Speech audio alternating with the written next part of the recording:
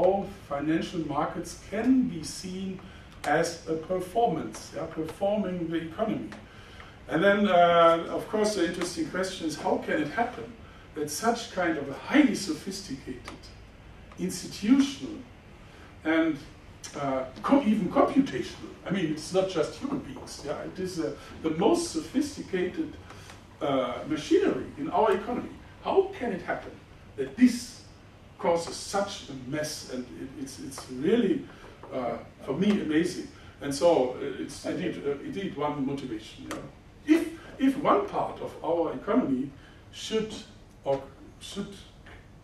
be justified to claim to be a rational endeavor, financial markets should be also this institution. And this is, I mean, I'm from school, finance and management.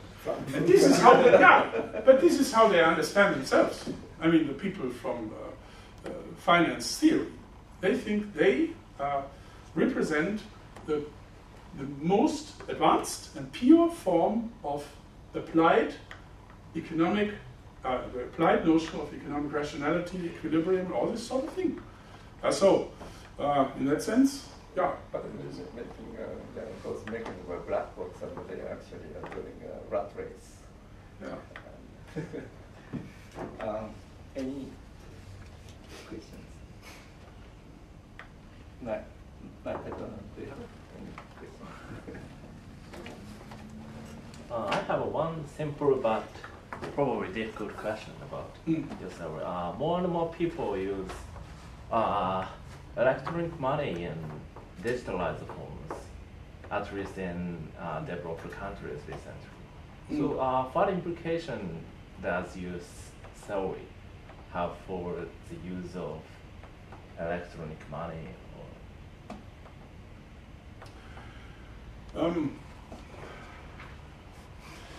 Well, actually, I don't have what to say,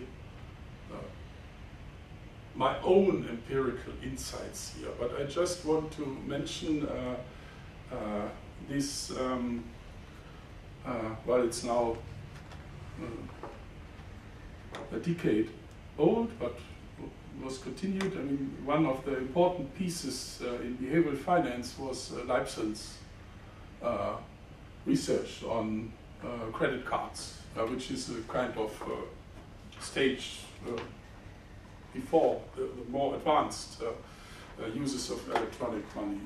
And in this behavioral finance research, there was a clear proof that people use the credit cards differently.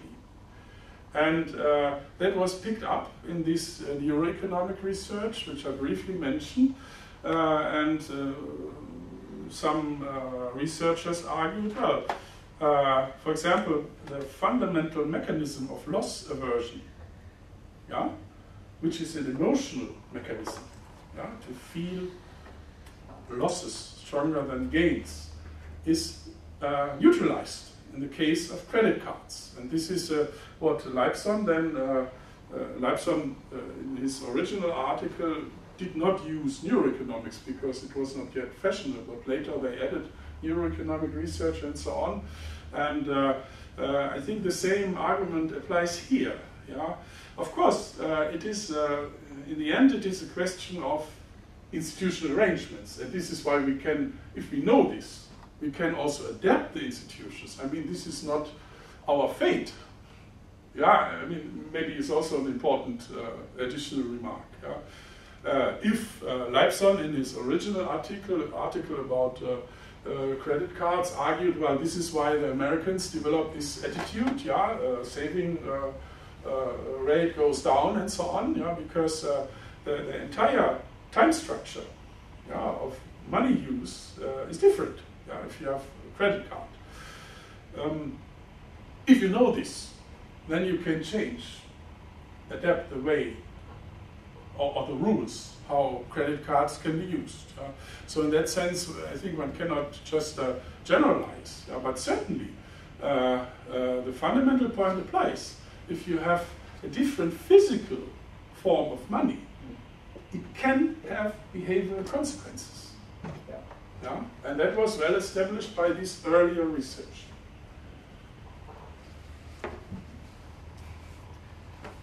Money is a really good example where the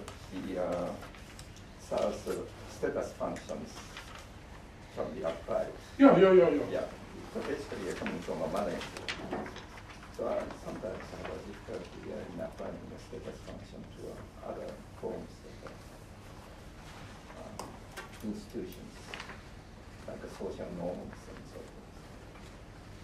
Yeah, as I said, one need to, I mean, in a sense, one cannot isolate the notion. I mean, if you really want to follow Searle. Yeah. In my case, it is possible. Right. Yeah. But in a general case, you need the entire apparatus. And then status functions show up in particular contexts. For example, in enforcement. Okay. That's yeah? Right. Yeah. You cannot directly apply the status function on the rule, but you can apply this on the enforcement agency, for example. Yeah, so it, okay. Thank you very much. Thank you.